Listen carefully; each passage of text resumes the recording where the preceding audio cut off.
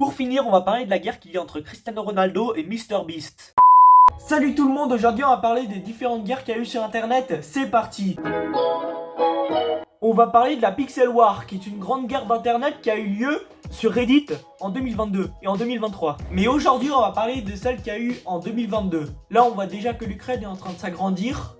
Il y a aussi le Void qu'on peut apercevoir sur cette map. Le Void, c'est une forme qui détruit tout sur son passage. On peut aussi apercevoir la Turquie qui se développe de plus en plus. On peut aussi apercevoir une nouvelle partie qui vient d'apparaître sur la map. Là, on peut voir que chaque personne essaye de récupérer un territoire qui a été mis par Reddit. Et on peut aussi apercevoir le drapeau de la France qui va s'agrandir de plus en plus. Il y aura aussi de l'amélioration côté France, mais je vous en parle juste après. C'est vraiment trop bien de voir qu'un streamer peut faire tout ça, c'est vraiment trop bien. Là on peut voir en bas à gauche, il y a beaucoup de batailles. Et là on peut voir que la France se fait attaquer par presque tous les pays de la map. Et c'est une grosse destruction, car tous les alliances de la map se mettent contre la France. Et ils mettent des gros trucs sur le drapeau de la France. Bon, je peux pas le montrer ni le dire en vidéo, sinon je suis ban. Après, il y a aussi différentes parties dans la map. Il y a en haut à droite où il y a plein de petits streamers qui créent son propre drapeau. Et en bas à gauche où c'est vraiment la guerre avec tous les grands streamers qui font alliance. Bon, pas tous. C'est vraiment la guerre. À chaque fois, il y a beaucoup de personnes qui se mettent contre beaucoup de personnes. Et c'est ça qui rend la guerre des pixels. Il y a aussi l'alliance Allemagne-Belgique qui est très puissante. C'est une des plus neutres de la guerre, car ils ont un gros drapeau et ils se font pas attaquer par beaucoup de personnes. Il y a aussi l'alliance One Piece France, où la commu One Piece est très grande. Et c'est ça qui va aider la France à gagner. Aussi avec tous les autres qui supportent la France, il y avait beaucoup de supporters pour la France. Il y a aussi deux légendes en bas à droite où il y a Cristiano Ronaldo et Lionel Messi, car c'est les deux légendes du football.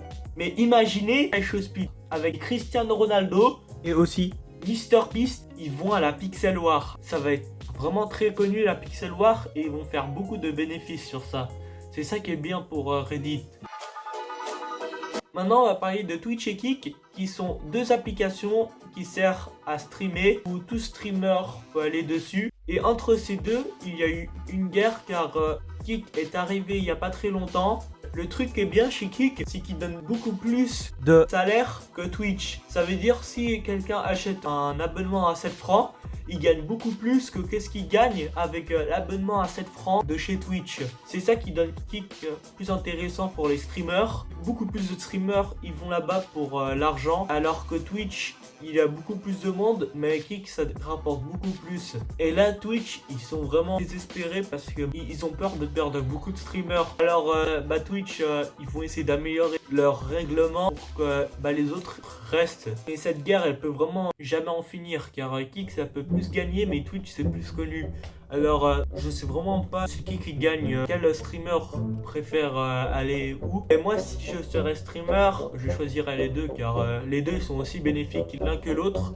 Avec Kick qui peut plus rapporter et Twitch qui peut plus rapporter mais en nombre de vues, les deux sont très bien. Sauf qu'il y a aussi une autre raison que l'argent, pourquoi les streamers se sont réfugiés chez Kick, car chez Kick, c'est moins strict, car par exemple, vous pouvez faire des lives sur des casinos comparé à Twitch où c'est super strict à propos de ça, car avant les personnes faisaient des lives sur des casinos et ça donnait aux viewers d'aller jouer au casino sur leur site qu'ils montraient. Sauf que ça incitait trop de personnes à dépenser de l'argent et les gagnants c'était le casino. Alors Twitch, ils ont voulu interdire ça car c'était pas bien au conforme de leurs règles. et ils ont voulu interdire Les streams de casino. Alors plein de personnes qui faisaient des streams de casino se sont réfugiées chez Kick pour faire des streams de casino chez eux. Et ça a beaucoup plus marché, alors beaucoup plus de streamers allaient chez Kick. Et c'est ça qui rendait Kick beaucoup plus connu. Sauf qu'après Twitch, en fait, ils n'avaient pas du tout enlevé les streams de casino. Ils avaient juste dit dans leurs règles que aucun live ne doit comprendre une pub de casino. Ça veut dire qu'ils peuvent jouer, mais sans faire de pub. Sans dire, ouais, le casino c'est trop bien. Mais ils doivent quand même jouer en cachette, quoi. Sans trop montrer. C'est ça le problème. Après, s'il y a trop de viewers, ils voudront jouer. Et Twitch, ils se rendent compte en plus. Je sais pas pourquoi ils ont fait ça. Ils ont dit qu'on n'a pas le droit de jouer au casino. Et là, on voit des streams de casino. C'est pas normal. Alors que Kick, il y a beaucoup plus de place. Il y a beaucoup plus de liberté dans Kick.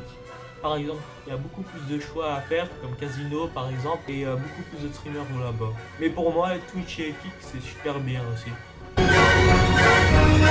Maintenant, on va parler du Eleven All-Star. L'Eleven All-Star, c'est quoi? L'Eleven All-Star, c'est la France contre l'Espagne, comme match de foot. Sauf que le point qui change, c'est que des youtubeurs ou des streamers qui jouent. C'est pas autre personne. C'est ça qui donne le match encore plus spectaculaire. Car beaucoup plus de personnes vont voir, même s'ils s'intéressent pas au foot. Et ça donne l'envie de jouer au foot. Il y a eu le premier match où la France a gagné et le deuxième match où l'Espagne a gagné. Et là, ils sont à 1-1. Et on attend le match final. Je sais pas s'il va être joué, mais on verra par la suite. Il y a aussi une anecdote qui provient pas de moi, mais de Piqué. Amine a fait écouter la musique qu'il a créée pour le premier match, pour l'entrée des Espagnols, à Piqué. Et sa réaction est incroyable. Et cette guerre entre la France et l'Espagne provient seulement de la Pixel War.